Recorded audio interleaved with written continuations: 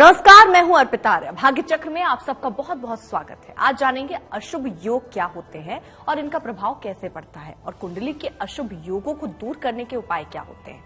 इस पर विशेष चर्चा के लिए हमारे साथ मौजूद हैं पंडित शैलेंद्र पांडे जी। पंडित जी, बहुत बहुत स्वागत है आपका। नमस्कार। तो सबसे पहले समझते हैं अशुभ योग क्या होते हैं और इनका प्रभाव कैसे पड़ता है। अर्पिता, जब हम कुंडली का अध्ययन करते हैं, किसी भी कुंडली को देखते हैं, पढ़ते हैं, समझते हैं, तो उस कुंडली में शुभ और अशुभ दोनों तरीके के योग होते हैं। शुभ योग वो होते हैं जो कुंडली की शुभता को, पॉजिटिविटी को बढ़ा देते हैं। अगर हम अशुभ योग की बात करें तो कुंडली में ग्रहों की विशेष स्थितियों से या विशेष कॉम्बिनेशन से, संयोग से योगों का निर्माण होता है। ये योग शुभ भी होते हैं और अशुभ भी होते हैं। अशुभ योग जीवन में समस्याएं पैदा करते हैं, जीवन में कई तरह की रुकावटें, कई तरह की बाधाएं ये अशुभ योग आपके लिए पैदा करते हैं। और जब अशुभ योग से संबंधित ग्रहों की दशा आती है तो ये समस्याएं काफी बढ़ जाती हैं। यानी अशुभ योग कुंडली में है और उससे संबंधित ग्रह की अगर दशा आ गई तो आपकी समस्या बहुत ज्यादा बढ़ जाएगी।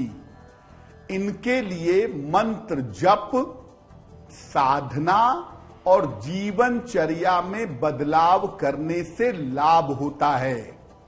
यानी अगर आपकी कुंडली में कोई अशुभ योग है तो उस अशुभ योग को आपको नियंत्रित करने के प्रयास करने होंगे। और जब आप उसको कंट्रोल करने की कोशिश करेंगे, जब आप उसको कंट्रोल करेंगे तो जीवन की समस्याओं को बहुत हद तक आप कम कर पाएंगे।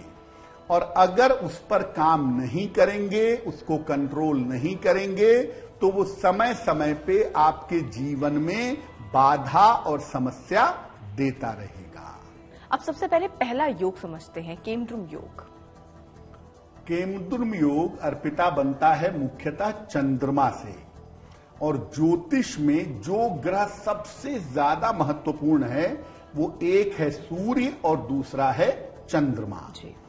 अगर हम पहले योग की बात करें तो वो है केमद्रुम योग।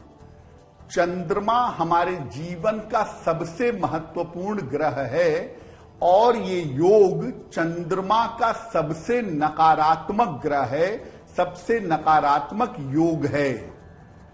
चंद्रमा के दोनों तरफ अगर कोई ग्रह ना हो, यानी चंद्रमा जिस खाने में बैठा हो उसके पहले वाले खाने में और उसके बाद वाले खाने में अगर कोई ग्रह नहीं होगा, यानी चंद्रमा कुंडली में अकेला बैठा होगा, तो केमद्रुम योग बन जाएगा।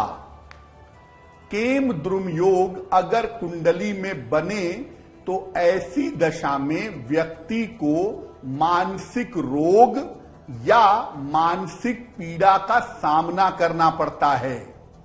यानी मन से संबंधित जितनी दिक्कत हो सकती है, मेंटल डिप्रेशन की, मानसिक तनाव की, हर समय चिंता करने की, घबराहट की, बेचैनी की, एंजाइटी की, ये तमाम तरह की समस्या केमद्रुम योग की वजह से पैदा होती है।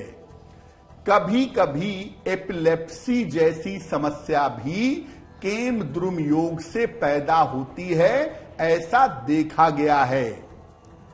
केमद्रुम योग आपके मन को तो प्रभावित करता ही है, आपके मन पर निगेटिव असर तो डालता ही है।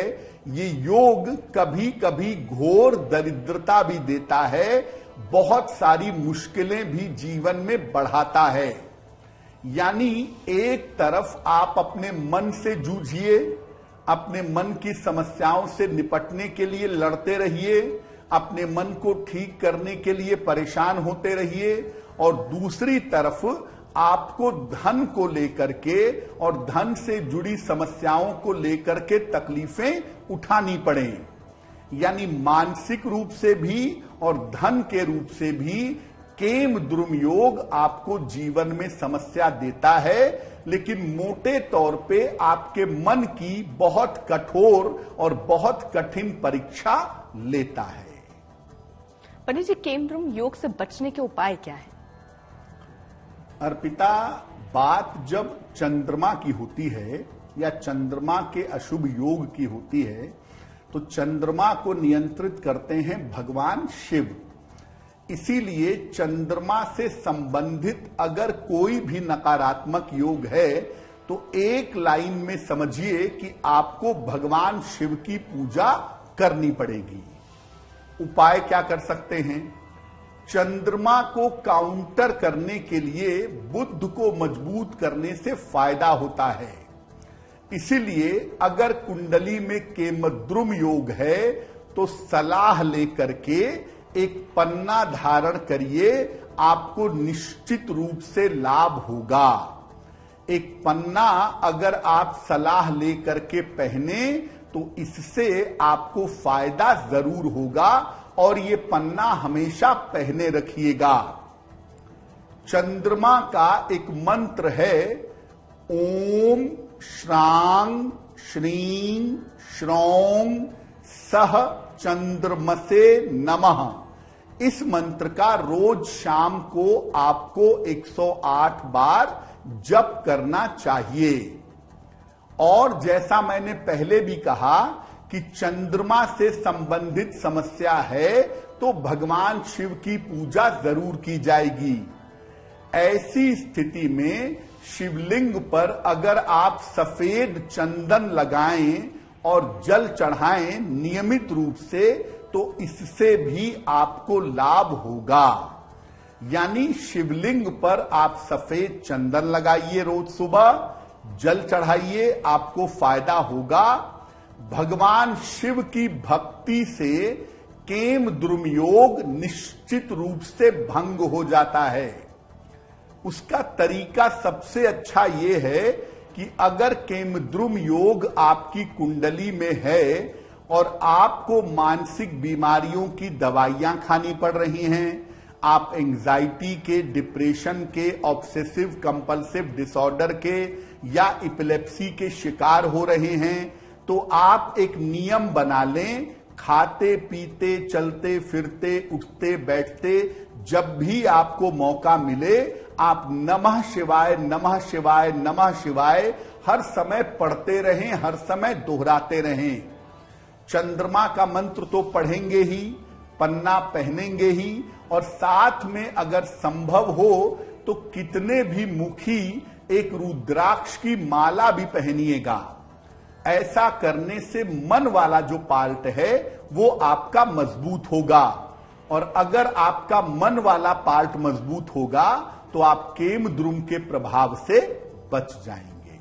तो अगला सवाल है पंडित जी सुनीता का, जो कि हमें लिख रही हैं, अपने पुत्र के बारे में जानकारी हासिल करना चाहती हैं। जी, पहला प्रश्न सुनीता देवी का है, कोलकाता से लिखती हैं। इनके पुत्र की जन्म की तारीख है 20 फरवरी 1992 1992। जन्म का समय है दोपहर के 1:15 और पुत्र के जन्म का स्थान है कोलकाता। ये कह रही हैं कि इनके पुत्र का विवाह कब होगा और पुत्र का वैवाहिक जीवन कैसा रहेगा। देखिए सुनीता जी, आपके पुत्र के विवाह होने का जो समय है वो फिलहाल चल रहा है, और ज्योतिष के हिसाब से साल 2024 के आरंभ में इनके विवाह होने की संभावना बनती है। साल 2024 के आरंभ में इनका विवाह होगा, इनकी अपनी इच्छा से किसी जानी पहचानी लड़की के साथ। जब भी विवाह करें थोड़ा सोच समझ के निर्णय लीजिएगा, ताकि वैवाहिक जीवन में किसी तरह की दिक्कतें ना आएं। इनका विवाह शीघ्र हो, वैवाहिक जीवन बेहतर हो, उसके लिए इनको एक ओपल बनवा के पहना दीजिएगा।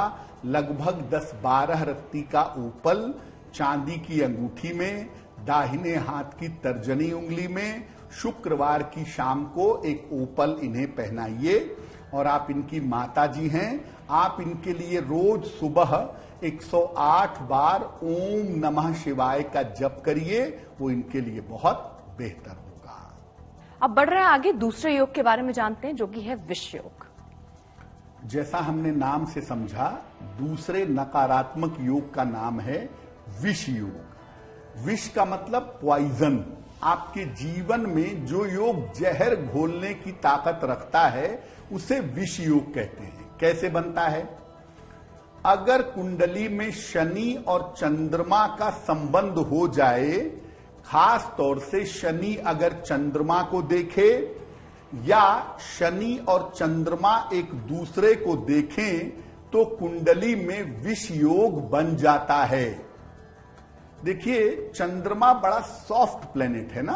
चंद्रमा बड़ा कोमल सा, बड़ा सुंदर सा, बड़ा सॉफ्ट सा प्लेनेट है और ये बहुत जल्दी निगेटिविटी, नकारात्मकता ग्रहण कर लेता है, बहुत जल्दी निगेटिविटी ग्रहण करता है। और शनि अगर उसको निगेटिव कर रहा है तो चंद्रमा लंबे समय तक निगेटिव बना रहता है। शनि जब चंद्रमा के ऊपर नकारात्मक प्रभाव डालता है तो ये नकारात्मक प्रभाव स्थायी होता है, लंबा होता है और मजबूत होता है। अगर शनि चंद्रमा का विष योग कुंडली में बनता है तो आदमी को विष पीने की, विष लेने की आदत होती है। पहली आदत उसके अंदर नशे की हो सकती है। ऐसे में व्यक्ति को नशे की खूब आदत हो सकती है।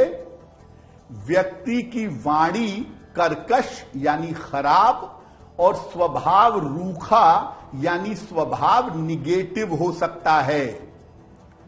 चंद्रमा शनि का जब संबंध होगा तो व्यक्ति को जीवन में अक्सर अकेले रहना पड़ता है, क्योंकि शनि जिस ग्रह को प्रभावित करता है उसके अंदर आइसोलेशन, अकेलापन पैदा कर देता है।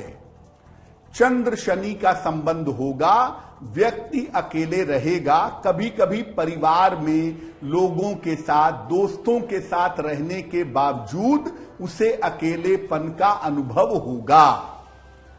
चंद्र शनि के संबंध में व्यक्ति को विचित्र तरह की रहस्यमयी बीमारियां हो जाती हैं। जैसे ऐसी बीमारियों की शिकायत करता है जो बीमारियां दरअसल होती ही नहीं हैं। साइकोलॉजिकल प्रॉब्लम के बारे में बताता है कि मुझे ऐसा लगता है, मुझे वैसा लगता है, होता कुछ भी नहीं है, लेकिन उसको बीमारियों के अनुभव होने शुरू हो जाते हैं। चंद्र शनि का जो संबंध है वो सबसे पहले आपके अंदर नशे की आदत पैदा करेगा, आपको घनघोर मानसिक बीमारी देगा, विचित्र तरह की रहस्यमयी बीमारियां पैदा करेगा। आम तौर पर जिसको ओसीडी कहते हैं, ऑब्सेसिव कंपल्सिव डिसऑर्डर कहते हैं, वहां पर चंद्रमा शनि का रोल बहुत ज्यादा होता है। इसके अलावा चंद्रमा शनि वालों का विवाह भी जरूरत से ज्यादा विलंब से होता है। 30 तक चला गया, 32 तक चला गया, 34 तक चला गया, यानी विवाह होने में बेवजह के विलंब होने शुरू हो जाते हैं। चंद्रमा शनि वाले जो लोग हैं ये मानसिक रूप से चैन से नहीं रह पाते, मानसिक रूप से पीड़ाएं उनको समय समय पे परेशान करती रहती हैं। और विष योग से बचने के पंडित जी क्या उपाय हैं? अर्पिता, जैसा आपको पहले ही बताया कि भाई इस योग में चंद्रमा इन्वॉल्व है, तो चंद्रमा जहां भी किसी नकारात्मक योग में इन्वॉल्व होगा उससे निपटने के लिए हम हमेशा भगवान शिव पे फोकस करेंगे। भगवान शिव ने विष पान किया था, ये सब हम जानते हैं। और ये भी समझिए कि विष योग कितना भी नकारात्मक क्यों ना हो, भगवान शिव की पूजा से वो भंग हो जाता है। अगर कुंडली में आपके विष योग है, चंद्रमा शनि का संबंध है, तो रोज सवेरे भगवान सूर्य को जल अर्पित करिए। 10 बजे के पहले स्नान करके सूर्य भगवान को जल चढ़ाइए। सुबह के समय खाली पेट तुलसी दल का सेवन करिए। ब्रश करने के बाद 2 पत्ते तुलसी के जरूर ग्रहण करिए। सुबह और शाम भगवान शिव की एक स्तुति है रुद्राष्टक, नमामि शमीशान निर्वाण रूपम। इस स्तुति का एक एक बार पाठ करिए। अगर आपको रुद्राष्टक पढ़ने में तकलीफ होती है तो ज्यादा से ज्यादा आप नमः शिवाय का 3-3 माला या 5-5 माला सुबह शाम जप करिएगा। अगर कुंडली में विष योग है तो एकादशी का उपवास आपको जरूर रखना चाहिए, क्योंकि एकादशी का उपवास रखने से मन की बीमारियां दूर होती हैं, शरीर विष मुक्त होता है। रुद्राक्ष की एक माला ले लें, कितने भी मुखी माला हो, रुद्राक्ष की एक माला अपने गले में धारण कर लें। इसको धारण करने से भी आपके जीवन का जो विष योग है वो निश्चित रूप से भंग होगा। लेकिन हमेशा याद रखिए कि अगर कुंडली में चंद्रमा से संबंधित कोई भी अशुभ योग हो, चंद्रमा का केम द्रुम योग हो, चंद्रमा का विष योग हो, आपको भगवान शिव की भक्ति में जाना पड़ेगा, तभी आपका कल्याण होगा। पंडित जी, ये जो हम जिसकी बात कर रहे हैं योग की, विष योग की हमने बात की, विष योग की कोई ऐसा भी है कि इसका फायदा भी हो? अगर इस तरीके से कोई योग अगर खराब चल रहा हो तो उसका कोई फायदा भी हो सकता है? अर्पिता, हर योग के अच्छे और बुरे दोनों पहलू होते हैं। यानी अगर कुंडली में कोई अशुभ योग है तो उसका कोई विशेष लाभ भी हो सकता है। जैसे अर्पिता ने विशेषतः पूछा विष योग के बारे में, चंद्रमा और शनि के संबंध के बारे में। देखिए, चंद्रमा पर जब शनि का प्रभाव होता है तो मन में पीड़ा बहुत होती है, मन की परीक्षा बहुत होती है, और कभी कभी आदमी इस पीड़ा को समझने के लिए, इस कष्ट से निकलने के लिए संन्यास के मार्ग पर चला जाता है। इसीलिए विष योग के होने पर कभी कभी लोग बहुत बड़े सन्यासी, बहुत बड़े तपस्वी या बहुत हाई स्पिरिचुअल पर्सनैलिटी भी बन जाते हैं। ज्यादातर दुनिया में जो बड़े बड़े संत हैं, महात्मा हैं, या बहुत बड़ी आध्यात्मिक विभूतियां हैं, उनकी कुंडलियों में भी विष योग पाया जाता है।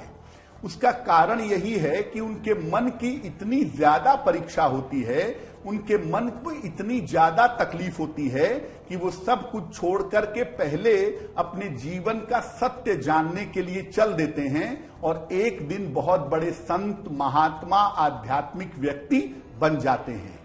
तो जैसा अर्पिता ने कहा कि विष योग का एक पॉजिटिव पक्ष ये भी है कि ये आपको जीवन में ईश्वर तक पहुंचा सकता है, आपको बहुत आध्यात्मिक बना सकता है।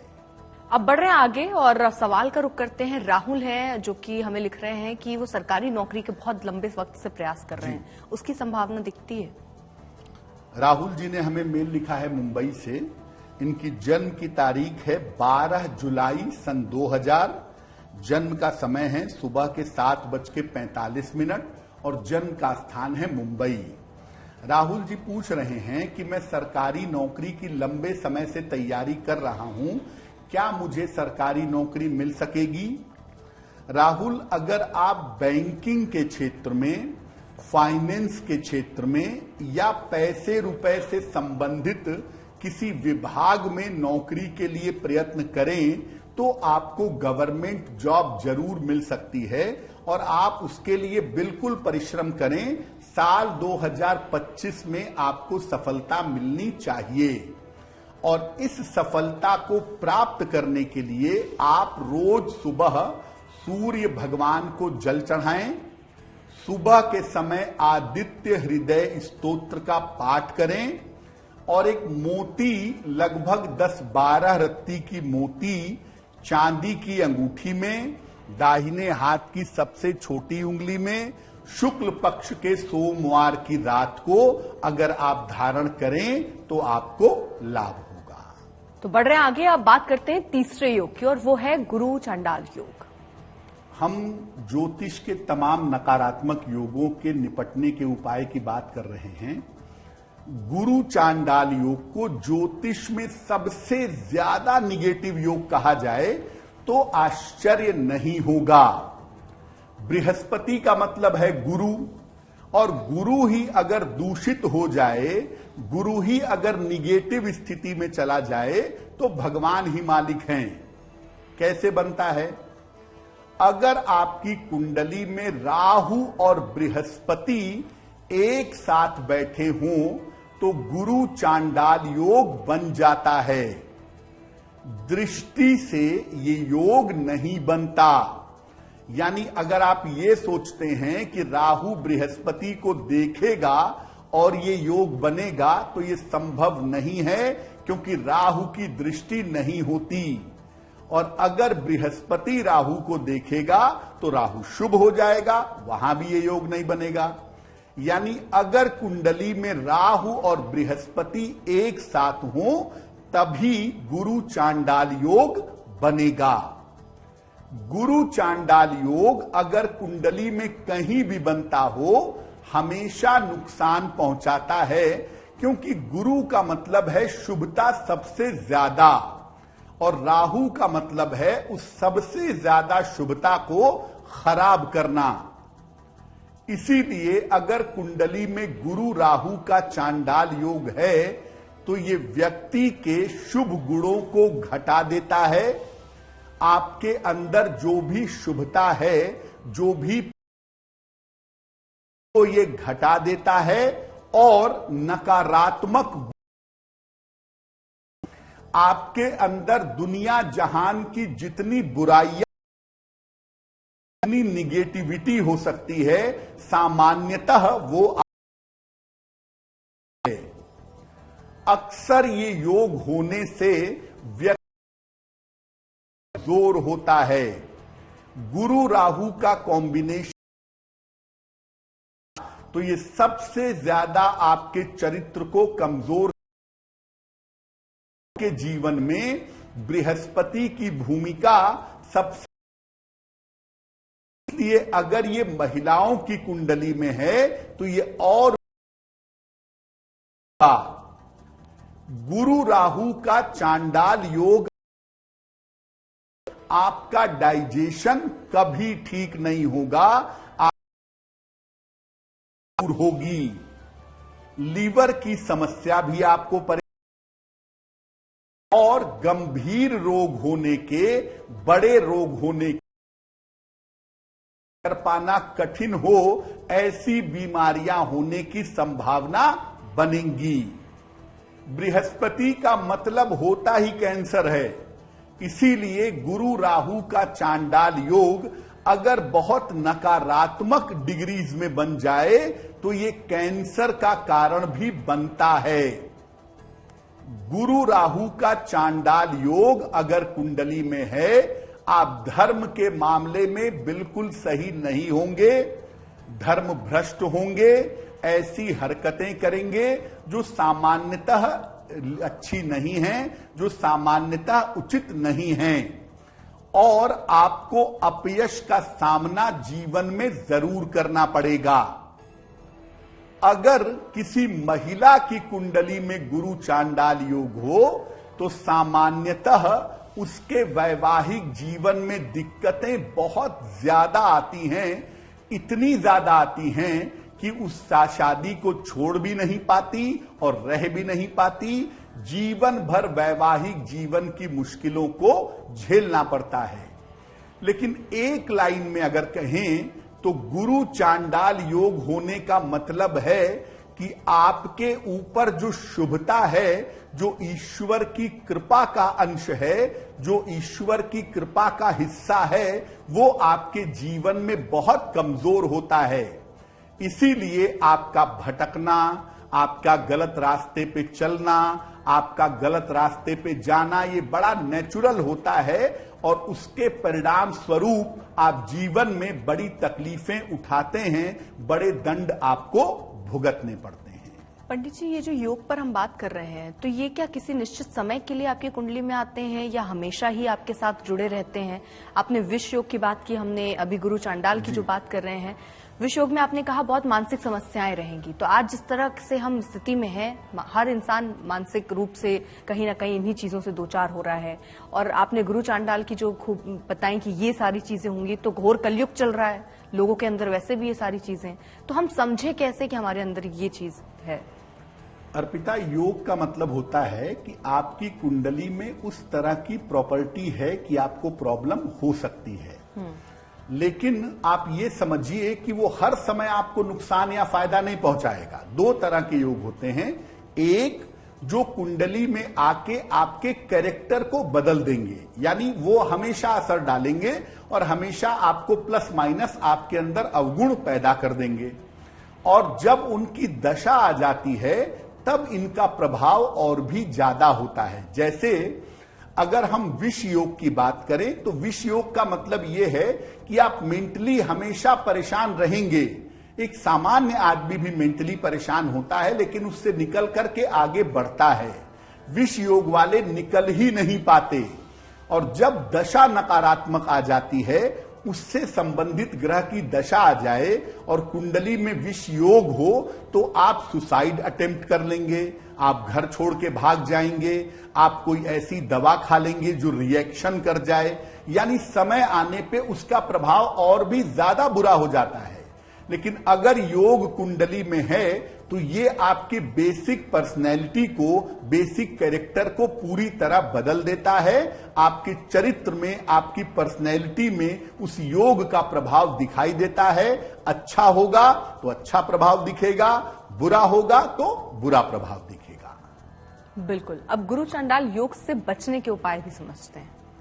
गुरु चांडाल योग से बचने के जो उपाय हैं अर्पिता, उसमें सबसे महत्वपूर्ण आपका अपना स्वभाव है। आपको अपने स्वभाव और अपने चरित्र पर बहुत ध्यान देना होगा। क्या करना होगा? हमेशा अपने बड़े बुजुर्गों का सम्मान करिए। देखिए, आशीर्वाद में बड़ी शक्ति होती है, बहुत ताकत होती है। आप जीवन में जितना विनम्र हो, जितने विनम्रता से लोगों से मिलें, लोगों का आशीर्वाद लें, उतना ही जीवन में उन्नति करेंगे। हमेशा बड़े बुजुर्गों का सम्मान करें, उनका आशीर्वाद लें, आपकी समस्या कम होने लगेगी।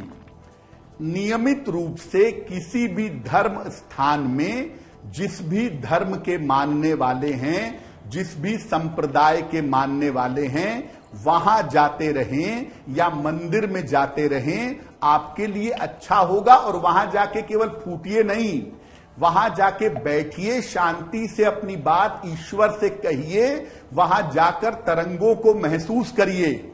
अब आप कहेंगे कि मैं ऐसे मंदिर में जाता हूं जहां बड़ी भीड़ होती है, वह 1 मिनट खड़ा भी नहीं होने देते, तो ऐसे मंदिर में मत जाइए। किसी पुराने मंदिर में, छोटे मंदिर में ही जाइए, लेकिन जाके वहां शांति से कुछ देर बैठिए और ईश्वर से अपनी बात कहिए। याद रखिए, कोई भी ग्रह नक्षत्र हो, परमात्मा से ऊपर कोई नहीं है। रोज सवेरे गायत्री मंत्र का जप करिए, हल्दी की माला से या रुद्राक्ष की माला से। गायत्री मंत्र एक ऐसा मंत्र है जो आपके संस्कारों को बदल देता है, आपके चरित्र को, आपकी आदतों को, आपकी सोच को शुद्ध कर देता है। तो रोज सुबह गायत्री मंत्र का हल्दी की माला से 108 बार जप करिए। अपने गले में सोने या पीतल का एक चौकोर टुकड़ा धारण करिए। पीले धागे में या सोने की चेन में, पार्क में, मंदिर में, सड़कों पर पीपल के पौधे लगवाइए और जितना संभव हो पीपल के वृक्ष में जल डालिए। अगर कुंडली में गुरु चांडाल योग है तो मांसाहारी भोजन से परहेज करिए। नॉनवेज स्ट्रिक्टली मना है। अगर आप ऐसा समझते हैं कि अंडे शाकाहारी होते हैं, तो जरा उसका कॉन्स्टिट्यूशन समझ लीजिए, उसके बाद अपनी बात को जस्टिफाई करिएगा।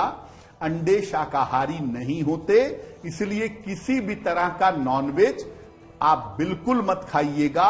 अगर गुरु चांडाल योग हो और आप नॉनवेज खाना शुरू करें या नॉनवेज आप खाते हो, आपका पतन, आपका डाउनफॉल निश्चित रूप से एक्टिव होगा और आपकी मुश्किलें बढ़ेंगी।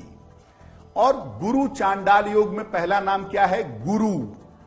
अगर आपके कोई वास्तव में गुरु हैं, जिनसे आपने गुरु मंत्र लिया है या जिनसे आपने गुरु दीक्षा ली है, अगर आप उनकी साधना करें, उनकी उपासना करें, उनसे प्रार्थना करें, तो इससे भी गुरु चांडाल योग का प्रभाव भंग हो जाता है। अब बढ़ रहे हैं आगे, अगला सवाल लेते हैं। प्रदीप जी का ये सवाल है कि नौकरी में परिवर्तन हो जाते हैं, वो कब हो पाएगा? जी, प्रदीप जी ने हमें दिल्ली से मेल लिखा है अर्पिता। इनकी जन्म की तारीख है 10 मई 1980। जन्म का समय है शाम के 6:45। जन्म स्थान है बुलंदशहर। मेल लिखते हैं दिल्ली से। ये कह रहे हैं कि मैं नौकरी में काफी समय से परिवर्तन करना चाहता हूं, मेरी नौकरी में परिवर्तन कब तक होगा? प्रदीप जी, आपकी कुंडली के हिसाब से आपकी नौकरी में परिवर्तन का जो समय है वो इस साल के अक्टूबर महीने से शुरू होता है और अक्टूबर, नवंबर, दिसंबर में आपका परिवर्तन नौकरी में अवश्य होगा। और नौकरी में परिवर्तन के साथ साथ आपका स्थान परिवर्तन भी हो जाएगा। तो नौकरी में परिवर्तन के लिए प्रयास करें, नौकरी भी बदलेगी, स्थान भी बदलेगा और ये परिवर्तन आपके लिए कुल मिला जुलाकर अच्छा रहेगा। जो महत्वपूर्ण बात इस समय दिख रही है वो आपके स्वास्थ्य की है। अप्रैल 2024 तक अपने स्वास्थ्य का ध्यान रखिएगा। आपको डायबिटीज ना हो, आपको पेट की गंभीर समस्या ना हो, इसको लेकर के थोड़ा अलर्ट रहना आपके लिए जरूरी होगा। क्या उपाय करेंगे? एक पन्ना बनवा करके जरूर पहन लें। 6 से 8 रत्ती का पन्ना चांदी की अंगूठी में, दाहिने हाथ की सबसे छोटी उंगली में। बुधवार की शाम को अगर आप पन्ना बनवा करके पहने तो आपको निश्चित रूप से लाभ होगा। और सुबह शाम दोनों समय आप 108 बार ओम शं शनैश्चराय नमः, ओम शं शनैश्चराय नमः, इस मंत्र का अगर आप जप करें तो आपके लिए बहुत बेहतर होगा। बढ़ रहे हैं आगे, बात अब चौथे योग की करते हैं, काल सर्प योग। शायद ये ऐसा योग है जिसको बहुत सारे लोगों ने सुना होगा और बहुत सारे लोगों के मन में दहशत इसी योग को लेकर है। दहशत अर्पिता इसलिए है क्योंकि काल सर्प योग की मार्केटिंग बड़ी तगड़ी है। कोई भी जीवन में दिक्कत हो, कोई भी समस्या हो, कुंडली खोलते ही लोग कहते हैं अच्छा काल सर्प योग है, तुरंत शांति कराओ वरना ऐसी की तैसी हो जाएगी। क्या होता है काल सर्प योग? देखिए, ज्योतिष के जो भी प्रमुख विद्वान हैं, जैसे हम मॉडर्न ज्योतिष में अगर देखें तो डॉक्टर बीवी रमन और केएन राव सर, ये 2 मॉडर्न ज्योतिष के विद्वान माने जाते हैं। और अगर प्राचीन ज्योतिष को देखें तो महर्षि पराशर, वराह मिहिर, इन सब ने, किसी ने भी काल सर्प योग का कोई उल्लेख नहीं किया है। किसी भी ज्योतिष के एंशियंट टेक्स्ट में या मॉडर्न टेक्स्ट में काल सर्प योग का कोई उल्लेख हुआ ही नहीं है। हालांकि देखिए, आप जब संतान वाले प्रकरण पे जाएंगे, शाप वाले प्रकरण पे जाएंगे, तो महर्षि पराशर ने सर्प शाप की बात की है। राहु और केतु को सर्प की तरह कहा भी जाता है। सर्प शाप होता है लेकिन वो संतान से संबंधित होता है। और राहु केतु को सर्प की तरह माना जाता है तो सर्प की बात भी होती है। लेकिन काल सर्प योग नहीं कहा गया है कि काल सर्प योग होता है, उसका प्रभाव ये होता है। देखिए, काल सर्प योग अगर हम मान भी लें कि होता है, तो काल सर्प योग यानी राहु केतु का असर कुंडली के रहस्यों को बता सकता है, कुछ भला बुरा नहीं करता। काल सर्प योग के बारे में कहते हैं कि जब राहु और केतु के एक तरफ सारे ग्रह आ जाएं तो कुंडली में काल सर्प योग बन जाता है। क्योंकि राहु और केतु सर्प के समान माने जाते हैं, तो उनके बीच में या उनकी एक तरफ सारे ग्रह आ जाएंगे तो कुंडली में काल सर्प योग बनेगा, और अगर आप इसकी शांति नहीं कराएंगे तो आपको भयंकर नुकसान होगा। मतलब ऐसी ऐसी डरावनी बातें जो आप सोच भी नहीं सकते हैं काल सर्प योग को लेकर के कही जाती हैं। राहु का प्रभाव महत्वपूर्ण हो सकता है, क्योंकि राहु और केतु का जो एक्सिस होता है, जिसके बीच में ग्रह आते हैं, तो उनका एक अलग इफेक्ट हो जाता है। यह बात बिल्कुल सही है। राहु का प्रभाव महत्वपूर्ण है, केतु का प्रभाव महत्वपूर्ण है, काल सर्पयोग कुछ नहीं होता। अब आप राहु के प्रभाव को या केतु के प्रभाव को काल सर्पयोग का नाम देने लगें तो वो आपकी इच्छा है। प्रभाव राहु और केतु का होता है और राहु केतु के एक्सिस का होता है। ये काल सर्पयोग जैसा कुछ नहीं होता। राहु और केतु का प्रभाव छाया की तरह होता है, क्योंकि ये छाया ग्रह हैं, इनका प्रभाव वास्तविकता की तरह नहीं होता। जिस ग्रह के साथ बैठेंगे या जिस ग्रह के भाव में बैठेंगे उसके समान परिणाम देंगे, तो इनका अपना तो कोई रोल है नहीं। और राहु केतु की निगेटिविटी को देख के आप उसे काल सर्पयोग कह दें, उसे पितृदोष कह दें, ये आपकी श्रद्धा है। लेकिन आप सीधे ये भी कह सकते हैं कि भाई आपकी कुंडली में राहु केतु का एक्सिस ठीक नहीं है, वो बात जेन्युइन है, लेकिन काल सर्पयोग है, शांति करा लो, सांपों के नाम रख दिए गए उसके ऊपर। तो ये जो तमाम चीजें हैं ये केवल भय पैदा करने के लिए हैं। एक्चुअली काल सर्पयोग नहीं होता। राहु केतु के योग से या राहु केतु के प्रभाव से छाया की तरह के परिणाम उत्पन्न होते हैं। आप उसका उपाय कर सकते हैं। अगर कोई उपाय करना है तो राहु का उपाय करिए, केतु का उपाय करिए, और राहु के लिए आप भगवान भैरव की पूजा करिए, केतु के लिए भगवान गणेश की पूजा करिए। अगर आप राहु के लिए भगवान भैरव की पूजा करेंगे तो राहु की बाधा समाप्त होगी, केतु के लिए भगवान गणेश की पूजा करेंगे तो केतु की बाधा समाप्त होगी। या दुनिया में जितने भी पाप ग्रह हैं उनके प्रभाव को समाप्त करने के लिए अगर आप भगवान शिव की पूजा करेंगे तो किसी भी ग्रह की बाधा समाप्त होगी। लेकिन काल सर्पयोग के नाम पे बिल्कुल मत डरिएगा, कभी मत डरिएगा। काल सर्पयोग अगर कोई कहता है तो पहले आप ये जानिए कि ऐसा कोई योग होता ही नहीं है। और दूसरे नंबर पे आप अपने राहु को देखिए या पूछिए कि राहु केतु की स्थिति क्या है। अगर राहु केतु निगेटिव हैं तो आप उनके लिए उपाय करिए। उनके उपाय सरल भी हैं और प्रभावशाली भी हैं। लेकिन राहु केतु के नाम पर काल सर्पयोग को जोड़ दिया, राहु केतु के नाम पर पितृदोष को जोड़ दिया। बात यही है कि भाई राहु केतु खराब हैं, अब उसको आप काल सर्पयोग का नाम दे दें, पितृदोष का नाम दे दें, ये आपकी अपनी इच्छा है। लेकिन ये मामला पूरी तौर से राहु केतु का होता है। इसीलिए जो भी उपाय किए जाएंगे वो राहु और केतु के किए जाएंगे। बिल्कुल। तो आज आपने ये महत्वपूर्ण योग के बारे में बताया। पंडित जी बहुत बहुत शुक्रिया इस तमाम जानकारी के लिए। देश दुनिया की बाकी खबरों के लिए आप देखते रहिए आज तक।